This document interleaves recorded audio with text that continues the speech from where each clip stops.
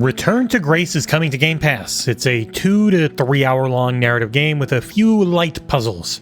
In the 39th century, humanity has spread amongst the planets and moons of our solar system. Grace, a super AI that helped regiment every aspect of our lives, has been out of commission for hundreds, if not thousands of years, and you are an archaeologist trying to figure out why. It's coming to Game Pass on cloud, console, and PC. And it's a short and sweet experience, so I'm going to dig into it in as spoiler-free a review as possible of Return to Grace.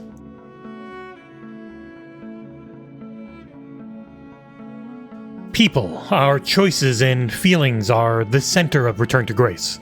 You will play as Addie, an archaeologist attempting to discover why Grace, the super AI, has disappeared.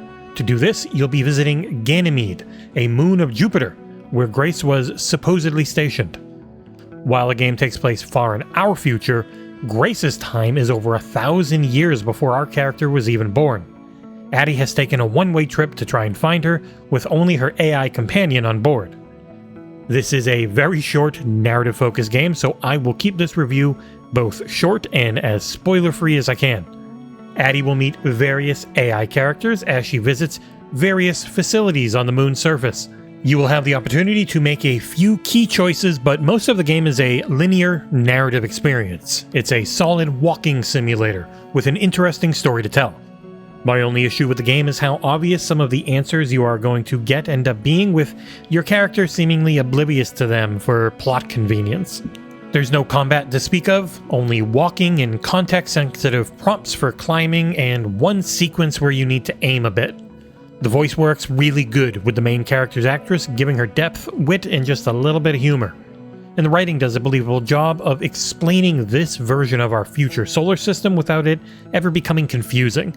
The technology is far beyond what we have today, but there is no space magic elements to anything. It's grounded and believable. Graphically, the game has moments of beauty mixed with some mediocre texture resolutions. It's never ugly, though you can see the budgetary limitations. The art style is kind of like a 60s idea of what the future may look like. It's very clean, bright, colorful, and occasionally very pretty. Alongside the competent voice work are a few hits of pleasant music. The game can feel a bit too quiet at times, but when things kick in, they match the tone of each scene as you would hope.